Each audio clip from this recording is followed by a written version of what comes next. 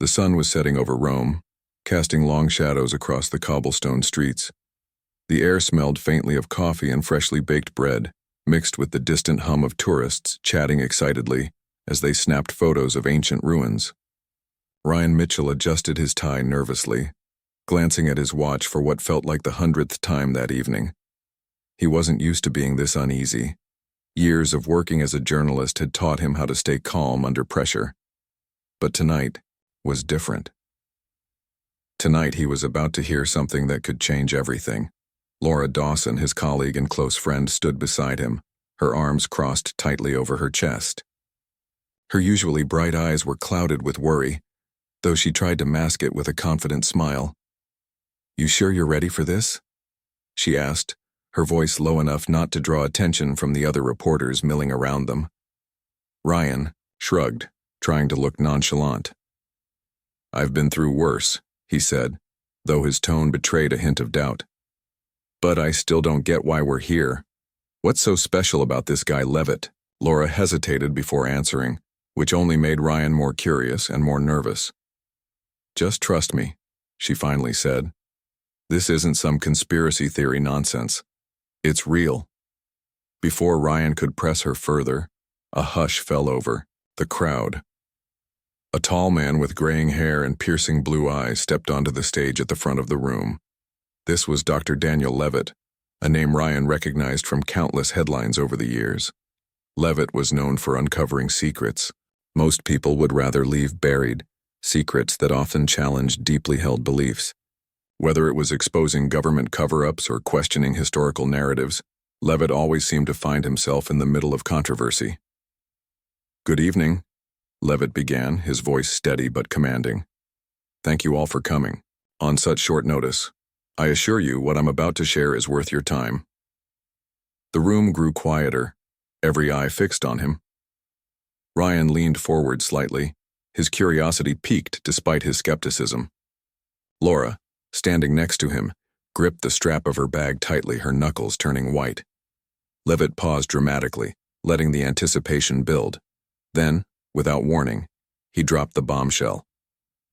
"I have uncovered evidence suggesting that Pope Francis has knowledge of extraterrestrial life, and not just any knowledge.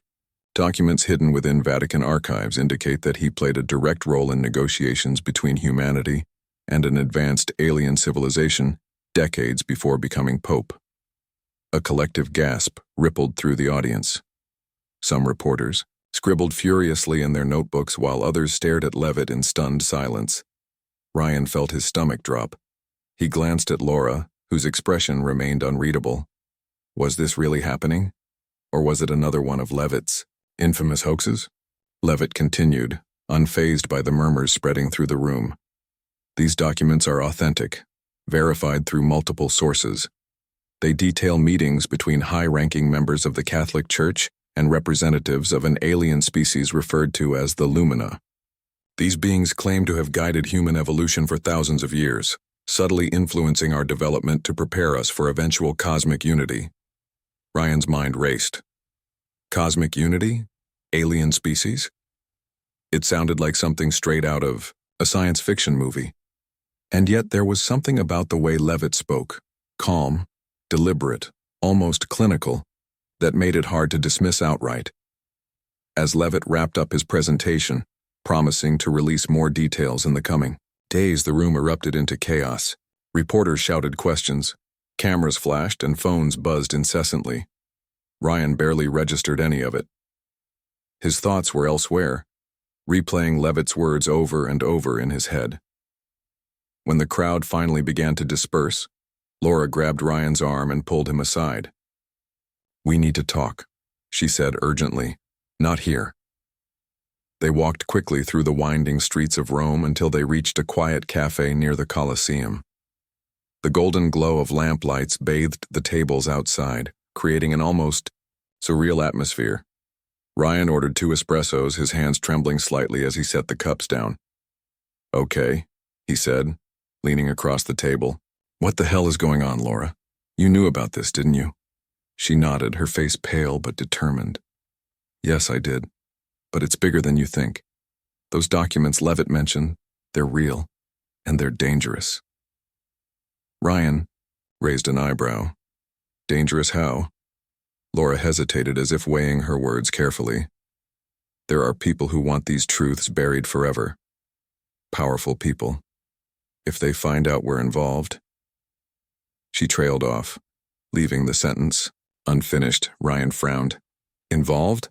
Wait, hold on, we're not involved. I'm just a reporter covering a story. You dragged me into this, remember? I know, Laura said, her voice softening.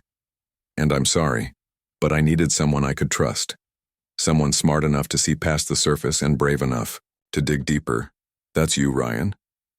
He sighed, running a hand through his hair. Great.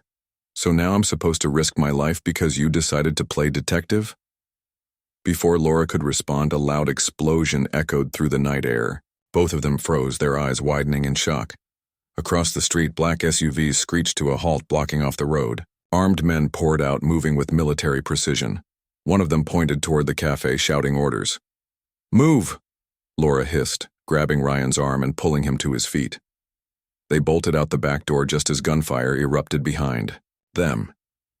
Heart pounding, Ryan followed Laura through narrow alleyways, dodging trash bins and startled cats.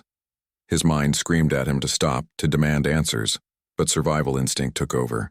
Whatever Laura had gotten them into, it was clear they weren't safe anymore. After what felt like hours, but was probably only minutes, they stumbled into a small apartment. A young woman with curly brown hair and wide, frightened eyes greeted them. Who are these guys? She demanded, looking at Laura. It's okay, Mia, Laura said, closing the door and locking it. They're with me. Mia didn't look convinced, but she didn't argue. Instead, she ushered them inside and handed each of them a bottle of water. Explain later, she said firmly. For now, catch your breath. Ryan sank into a chair, his legs shaking uncontrollably. He looked at Laura, who was pacing anxiously. Now, he said, his voice steadier than he expected. Tell me everything. And so, in the dim light of Mia's apartment, Laura began to unravel the truth, a truth that would take them far beyond anything Ryan had ever imagined. The room was quiet except for the faint hum of a ceiling fan spinning lazily above their heads. Ryan sat on a worn-out couch, his fingers gripping the edge of a glass of water so tightly that his knuckles turned white. Across from him, Laura paced back and forth, her face pale but determined.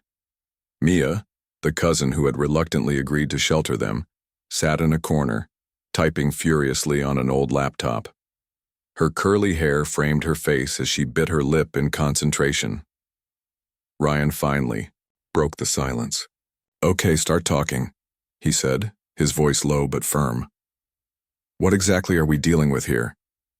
Laura stopped pacing and looked at him, her eyes filled with a mix of fear and resolve. I didn't tell you everything earlier because I wasn't sure if I could trust you yet, she admitted. But now there's no choice. She took a deep breath before continuing. For months, I've been working with a group called the Veritas Initiative. They're dedicated to uncovering hidden truths, things governments, corporations, and even religious institutions don't want people to know. When Leavitt announced his discovery about Pope Francis, it confirmed what we'd suspected for years. The Vatican has been hiding evidence of extraterrestrial contact. Ryan frowned, trying to process what she was saying. And why does this involve us? Why are those men chasing us? Because someone powerful wants these secrets buried, Laura explained. Not just the Vatican, though they're definitely involved. There are other groups, shadowy organizations, that benefit from keeping humanity ignorant. If the world learns that aliens have been guiding our evolution, that they've shaped religions and cultures, it would change everything. Power structures would collapse. Chaos would follow. Mia glanced up from her laptop, her expression grim. She's not exaggerating, she said. I've seen some of the encrypted files Laura brought with her. They mention advanced technology shared by these aliens, the Lumina, as Leavitt called them. Technology that could solve global problems like hunger and energy shortages overnight. But also weapons, unimaginable weapons. Ryan felt a chill run down his spine. This wasn't just a conspiracy theory anymore. It was real. And deadly. So what do we do now? He asked, looking between Laura and Mia. We decrypt the files, Mia replied, turning the laptop toward them. On the screen was a jumble of symbols and numbers incomprehensible to anyone without technical expertise. These are fragments of the data Laura smuggled out during the chaos tonight. But there's a problem, it's incomplete. We need a key to unlock the rest. And where do we find this key? Ryan asked, his frustration mounting. Laura hesitated before answering. Leavitt has it, or at least he knows how to get it. That's why we have to go after him. Ryan stared at her, incredulous. Go after him? Are you serious? He's probably surrounded by armed guards right now. I know it's risky, Laura said, her voice trembling slightly. But we don't have a choice. Without that key, we can't prove any of this.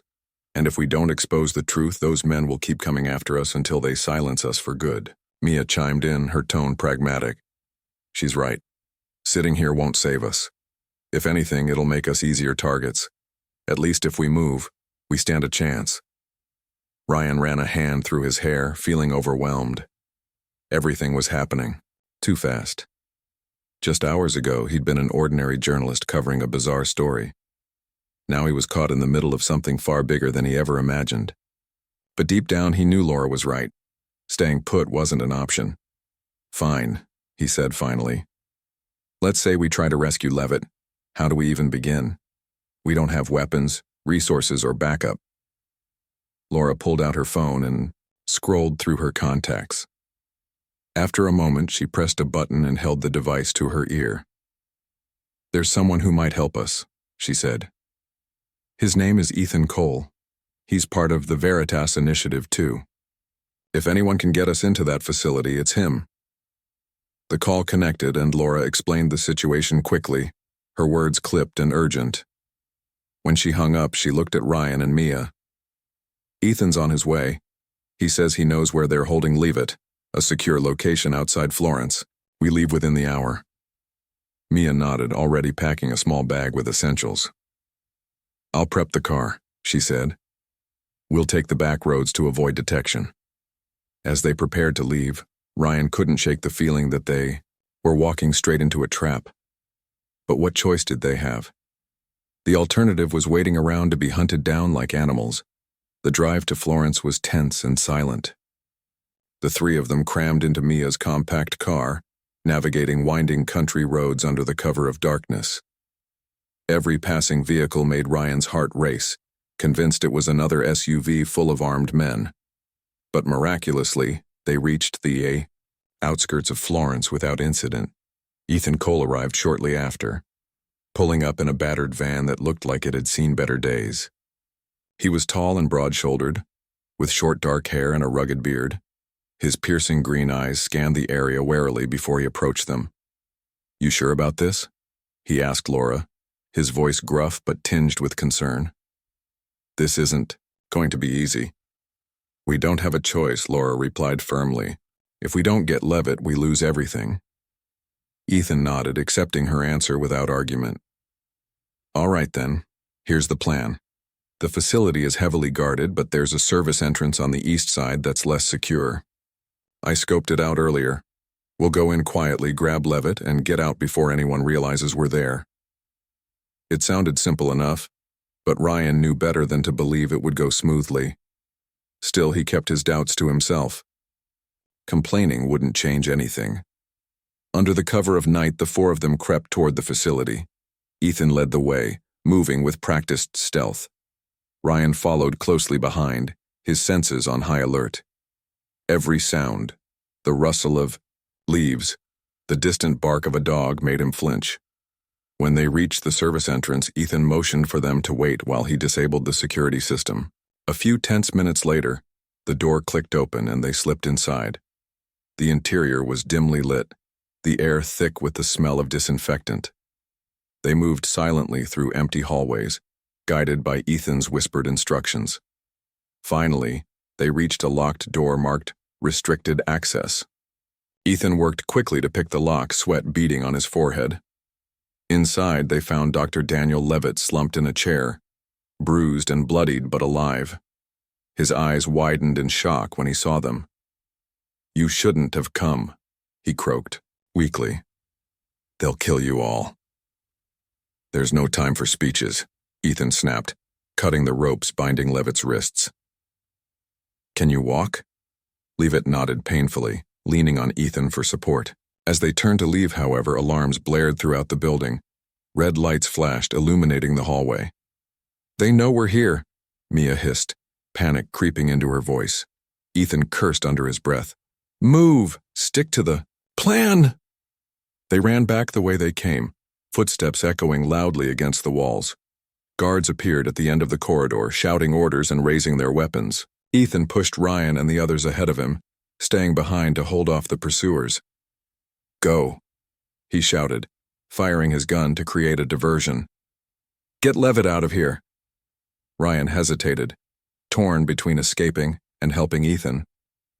But Laura grabbed his arm, yanking him forward. We can't stop, she cried. He knew the risks. Tears blurred Ryan's vision as they sprinted toward the exit. Behind them, gunfire erupted, followed by a muffled explosion. He didn't need to look back to know what had happened. By the time they reached the van, Leavitt was barely conscious, mumbling incoherently. Laura helped Mia load him into the back seat while Ryan climbed into the passenger seat, his hands shaking uncontrollably. As they sped away, Laura glanced back at the burning facility in the distance. Her face was streaked with tears, but her jaw was set in determination. We have to keep going, she said softly. For Ethan. For everyone who sacrificed to bring the truth to light, Ryan nodded numbly, staring straight ahead. He didn't know what lay ahead. But one thing was certain. Nothing would ever be the same again.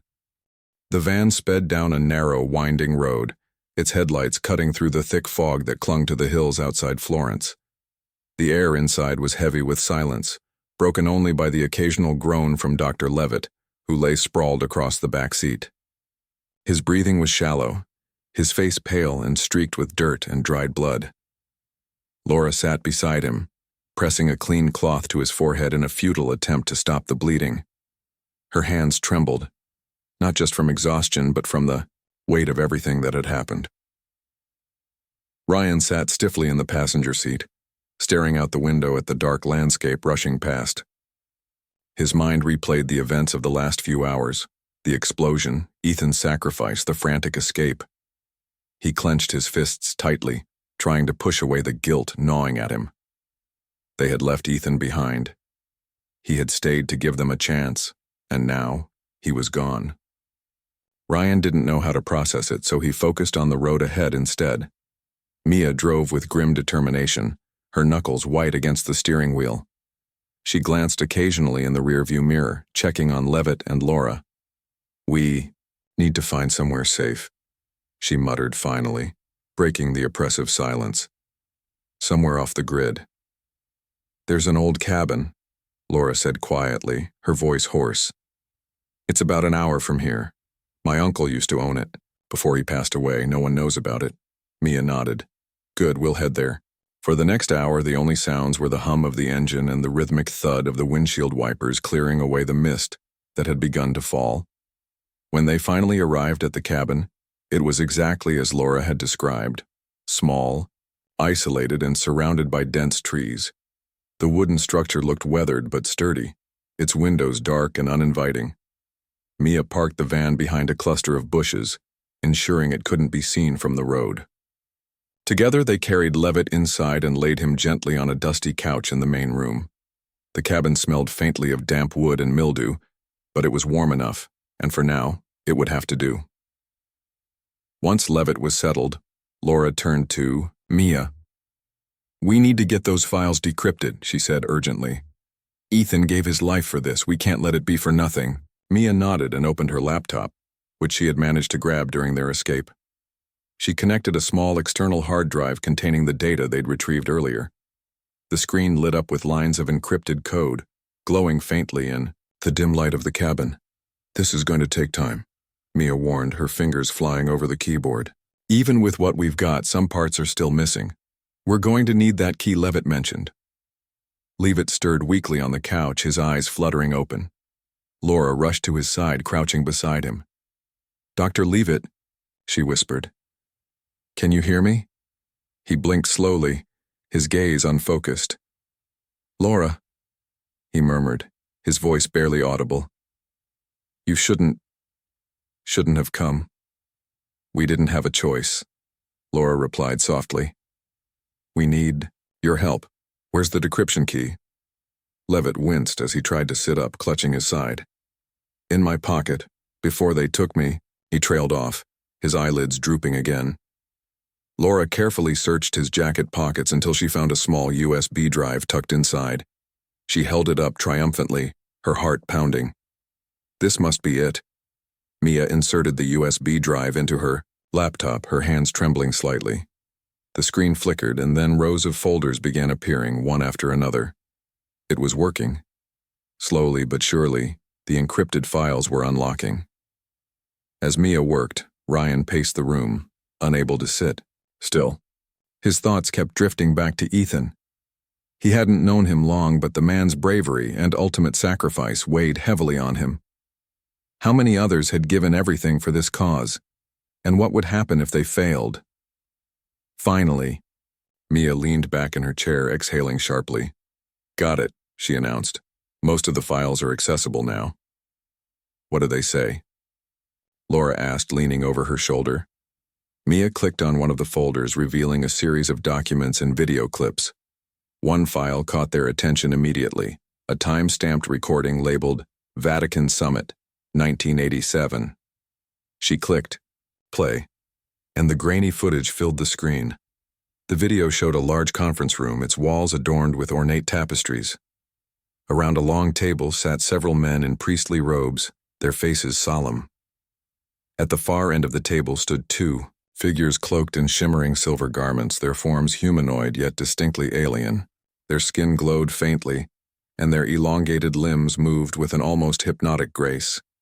One of the priests spoke first, his voice calm but tinged with awe.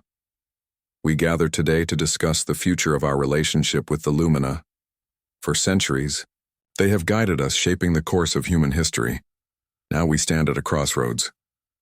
One of the aliens stepped forward, its movements fluid and deliberate, though its mouth did not move.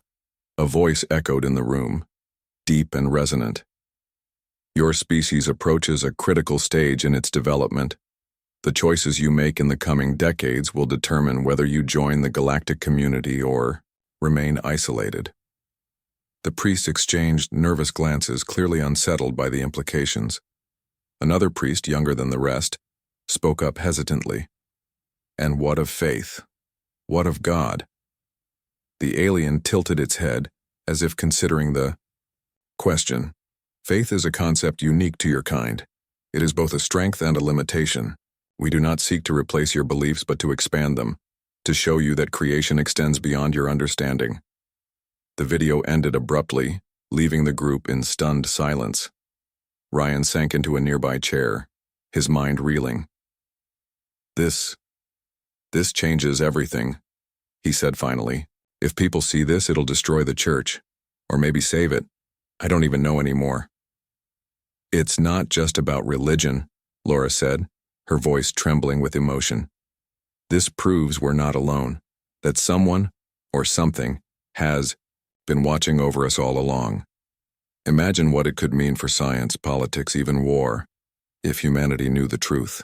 "But that's the problem," Mia interjected, closing the laptop. Heart-pounding, Ryan followed Laura through narrow alleyways, dodging trash bins and startled cats.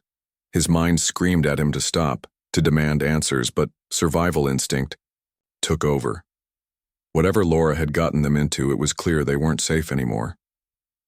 After what felt like hours, but was probably only minutes, they stumbled into a small apartment. A young woman with curly brown hair and wide, frightened eyes greeted them. "Who are these guys?" she demanded, looking at Laura. "It's okay, Mia," Laura said, closing the door and locking it. "They're with me." Mia didn't look convinced, but she didn't argue. Instead, she ushered them inside and handed each of them a bottle of water. "Explain later," she said firmly. "For now, catch your breath." Ryan sank into a chair, his legs shaking uncontrollably. He looked at Laura, who was pacing anxiously. "Now," he said, his voice steadier than he expected. "Tell me everything." And so, in the dim light of Mia's apartment, Laura began to unravel the truth, a truth that would take them far beyond anything Ryan had ever imagined. The cabin was quiet except for the soft hum of Mia's laptop and the occasional crackle of the fire in the small wood-burning stove. Ryan sat on the floor, his back against the wall, staring blankly at the flames as they danced in the hearth. The weight of everything they had uncovered pressed down on him like a physical force. Leavitt lay unconscious on the couch, his breathing shallow but steady. Laura sat beside him, her face pale and drawn, while Mia continued to sift through the decrypted files on her laptop. Ryan finally broke the silence. "What do we do now?" he asked, his voice low and heavy with exhaustion. "Even if we publish this, who's going to believe us? People will think it's fake news or some elaborate hoax."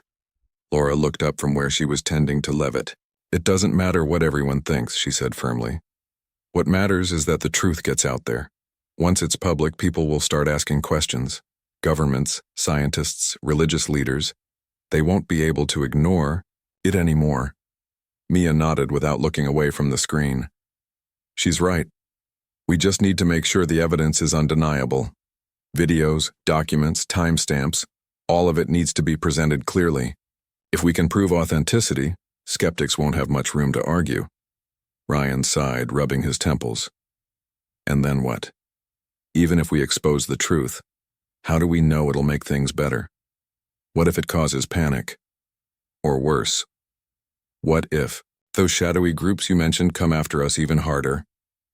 "That's a risk we have to take," Laura replied, her tone softening. "But think about it, Ryan. For centuries, humanity has been searching for answers about God, about the universe, about why we're here. This could give people hope. It could show them that we're part of something bigger than ourselves." Ryan wanted to believe her, but doubt lingered in his mind. He glanced at Leavitt, still unconscious on the couch. The man had risked everything to bring this information to light. So had Ethan, who had sacrificed himself so they could escape. Could Ryan really turn his back on their efforts now? Before he could respond, Mia gasped softly, drawing their attention. "You need to see this," she said, turning the laptop toward them. On the screen was another video file, this one labeled Cardinal Bergoglio, 2005. Ryan felt a chill run down his spine as Mia clicked play. The footage showed a younger Cardinal Bergoglio, now Pope Francis, sitting across from one of the Lumina emissaries in a dimly lit room. The alien's glowing form seemed almost ethereal in the candlelight, its presence both mesmerizing and unsettling. The cardinal leaned forward slightly, his expression a mixture of reverence and unease. "Your Holiness," the alien's resonant voice echoed in the room. "The time has come for your role in this process to evolve. You have been chosen not only to guide your church, but also to prepare humanity for unity with the cosmos." Bergoglio nodded slowly, his hands clasped tightly. "Together, I understand the responsibility placed upon me," he said, his voice steady despite the gravity of the moment. "But I fear resistance within my own ranks. Many will see this as a threat to tradition, to faith itself. The path ahead will not be easy," the alien acknowledged. "But trust that you are not alone. Guidance will be provided when needed." The video ended abruptly, leaving the group in stunned silence. Ryan stared at the screen, struggling to process what he had just seen.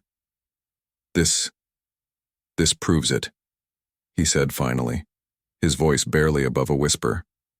Pope Francis knew all along. He wasn't just aware of the Lumina. He was actively involved in preparing humanity for contact. Laura nodded, her eyes glistening with tears. He must have believed it was the right thing to do, to bridge the gap between faith and science, between Earth and the stars. "But why keep it secret?" Ryan asked, frustration creeping into his voice. "Why let billions of people live in ignorance?" "Because secrets are power," Mia interjected, closing the laptop. "If the Vatican revealed this too soon, it could have caused chaos. Wars, riots, collapses of governments, it's impossible to predict how people would react. They probably thought they were protecting humanity by keeping it hidden." Ryan shook his head, overwhelmed by the enormity of it all. So now what? Do we go straight to the press? Leak it online? We don't have time for traditional channels, Laura said urgently. They'll try to bury it before it gains traction. We need to release it directly to the world. Social media, independent news outlets, anywhere we can reach the most people quickly. Mia nodded in agreement. I can set up secure uploads to multiple platforms, but we'll need to act fast. Once they realize we're onto them, they'll come after us harder than ever. As they discussed their plan, a sharp knock at the door sent a jolt of panic through the room. Everyone froze, their eyes darting toward the entrance. The knocking came again, louder this time. Who is it? Ryan called out, his voice trembling slightly. It's Mia Thompson, came a muffled reply. Open the door, it's urgent. Mia frowned, confused. That's my name. Laura exchanged a worried glance with Ryan. Stay here, she whispered, grabbing a poker from beside the fireplace. She crept cautiously toward the door, her movements slow and deliberate. When she opened it, a young woman stood on the other side, her face pale and streaked with tears. I'm sorry to barge in like this, the woman said, her voice shaking. My name is Emily Dawson. I'm Laura's sister. Laura's heart sank as she recognized her younger sibling. Emily, what are you doing here? How did you find us? Emily stepped inside, glancing nervously at the others. They took Mom and Dad, she blurted out, tears streaming down her face. Men in suits, they came to the house last night. They said if you didn't stop whatever you're doing, they'd hurt them. Laura felt the blood drain from her face. No, this can't be happening. They're using our family to get to you, Emily continued, her voice breaking. Please, Laura, you have to give them what they want. I don't care about aliens or conspiracies or any of that. Just save Mom and Dad. Ryan watched helplessly as Laura collapsed onto a chair, her hands covering her face. He could see the conflict raging within her, her duty to expose the truth versus her love for her family. It was an impossible choice. After a long moment, Laura looked up, her eyes red but resolute. We can't give in, she said quietly.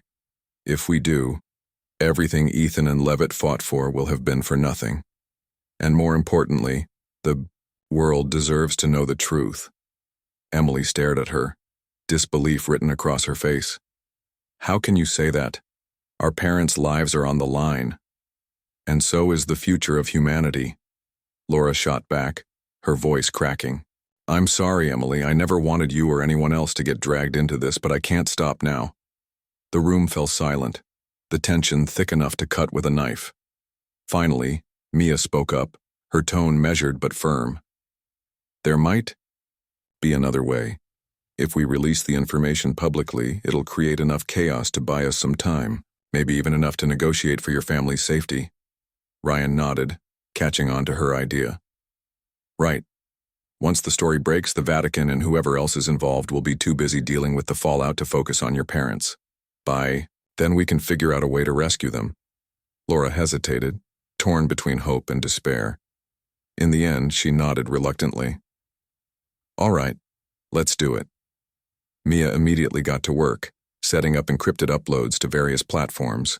As she typed furiously, Ryan helped Laura comfort Emily, who sat sobbing on the couch. Leavitt stirred briefly, mumbling incoherently, before drifting back into unconsciousness.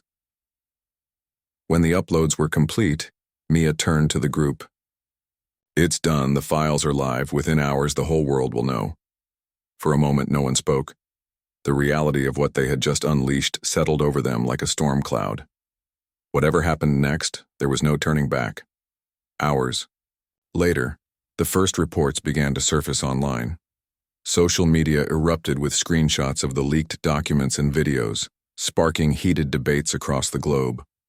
News outlets scrambled to verify the authenticity of the claims, while conspiracy theorists cheered the revelations as proof of their wildest fantasies.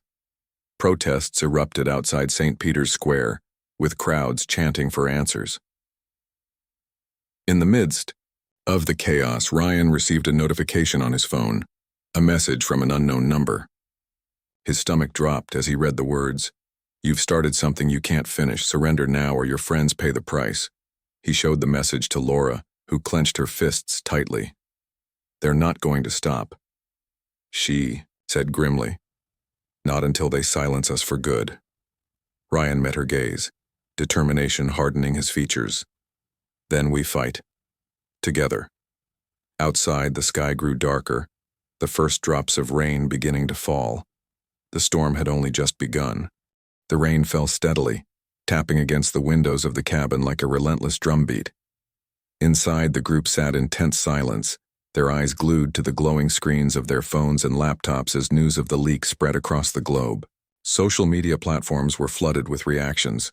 Some people were outraged, others skeptical, but many more seemed captivated by the possibility that humanity wasn't alone in the universe. Protesters gathered outside St. Peter's Square, holding signs and chanting for answers. Government scrambled to respond while religious leaders called for calm.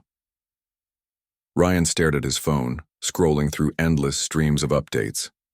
The world was changing before his eyes, and he couldn't shake the feeling that they had just lit a fire they couldn't control. He glanced at Laura, who sat hunched over her laptop, her face pale and drawn.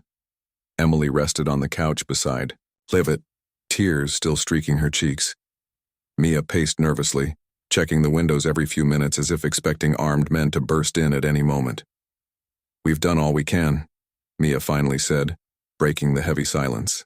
Now it's up to the world to decide what happens next. Laura nodded slowly, though her expression remained troubled. I just hope it's enough, she murmured.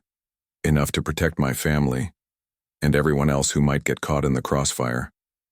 As if on cue, Ryan's phone buzzed again. It was another message from the unknown number. You think you're safe? We know where your friends are. Surrender now. He swallowed hard, showing the text to the others. Laura clenched her jaw, her hands trembling slightly. They're bluffing, she said, though her voice lacked conviction. They wouldn't dare make a move now, not with everything out in the open. Mia shook her head, her lips pressed into a thin line. Don't be so sure. People like them don't care about public opinion. They'll do whatever it takes to protect their secrets. Before anyone could respond, a sudden knock at the door sent a jolt of panic through the room. Everyone froze, their eyes darting toward the entrance. The knocking came again, louder this time, accompanied by muffled voices outside. Stay quiet, Mia whispered urgently, grabbing a flashlight as a makeshift weapon.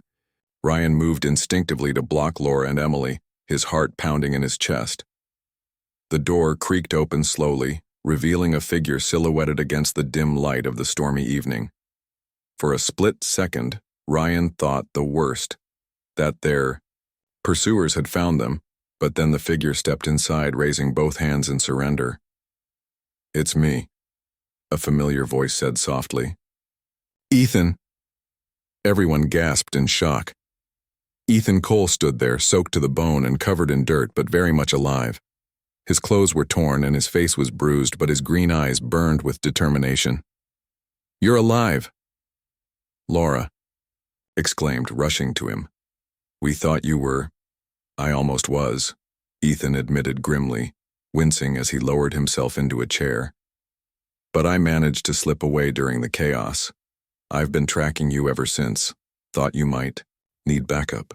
Ryan felt a wave of relief wash over him, though his nerves were still frayed. How did you find us? I followed the trail, Ethan replied simply, and I intercepted some communications. Word is they're planning something big, something that could shut this whole thing down. What do you mean? Mia asked, her brow furrowing. They're pressuring the Vatican to deny everything, Ethan explained, to claim the leaks are fake, part of an elaborate disinformation campaign. If they succeed, they'll discredit the entire story. Laura shook her head vehemently. No, they can't erase the truth now, not after everything we've been through. They'll try, Ethan warned, which is why we need to act fast. Pope Francis has to confirm it publicly. If he speaks out, no one will be able to dismiss it. But how do we get to him? Ryan asked. The Vatican's probably on lockdown by now. Ethan leaned forward, his gaze intense. There's a way. Tomorrow morning there's a scheduled address to the faithful. Thousands will gather in St. Peter's Square. If we can get close enough, we might be able to reach him. It's too dangerous, Mia protested. They'll have guards everywhere. And what about Laura's family? What happens to them if we fail? Laura hesitated, her fists clenched tightly. We don't have a choice, she said finally. If we don't take this chance, none of it matters. My parents and I'll find a way to save them, but first we finish what we started. The next morning, the streets of Rome were chaotic. Crowds surged toward St. Peter's Square, chanting and holding banners demanding answers.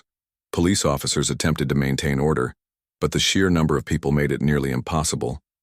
Amid the chaos, Ryan, Laura, Mia, and Ethan moved cautiously, blending into the throng as best they could. When they reached the square, they positioned themselves near the front, close enough to see Pope Francis when he appeared on the balcony. Laura clutched a small device in her hand, a recording of the decrypted files ready to play if necessary. Her heart raced as she scanned the crowd, half expecting armed men to appear at any moment. Finally, the moment arrived. Pope Francis stepped onto the balcony, his presence commanding yet gentle. The crowd fell silent, anticipation hanging thick in the air. He began speaking, addressing the turmoil caused by the leaks. At first, his words were vague, urging peace and reflection. But then something shifted. My children, he said, his voice steady but filled with emotion, the world stands at a crossroads. For decades, truths have been hidden, not out of malice, but out of fear. Fear of division, fear of misunderstanding. But today I ask you to look beyond yourselves, beyond your doubts, and embrace the possibility of unity. The crowd erupted into murmurs, unsure of what he meant. Laura took a deep breath and activated the recording device, holding it high above her head. The video of Cardinal Bergoglio meeting with the Lumina emissary began playing, its sound amplified slightly by the device.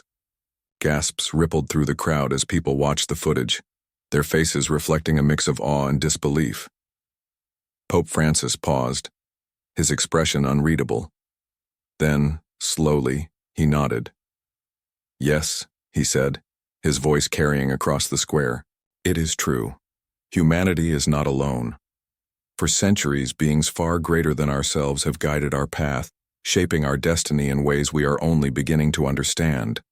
Today I ask you to join me, not in fear, but in hope. Hope for a future where faith and knowledge walk hand in hand. The crowd erupted into cheers and applause, mixed with cries of confusion and disbelief. Reporters scrambled to capture the historic moment while social media exploded with reactions. In that instant, the tide turned. The truth could no longer be denied. Back at the cabin later that evening, the group listened to the global response in stunned silence. Governments issued statements acknowledging the possibility of extraterrestrial life, while scientists called for further investigation. Religious leaders debated the implications, some embracing the revelation, others rejecting it outright. Laura received a call from her sister Emily, who tearfully confirmed that their parents had been released unharmed. They dropped them off. At home, Emily sobbed. I don't understand why, but they're safe. Laura sank onto the couch, overwhelmed with relief. Because the truth came out, she whispered. They knew they couldn't stop it anymore. As night fell, the group gathered around the fire, exhausted but triumphant. Ryan looked at each of them, Laura, Mia, Ethan, and felt a strange sense of pride. They had faced unimaginable odds, risking everything to expose the truth. And somehow they had succeeded. But even as the world grappled with the revelation, Ryan couldn't help but wonder what lay ahead. Would humanity rise to meet this new reality? Or would fear and division tear it apart? Outside, the rain had stopped, and the sky cleared, revealing countless stars twinkling above. Somewhere among them, Ryan knew, the Lumina watched and waited. Whatever happened next, one thing was certain: nothing would ever be the same again.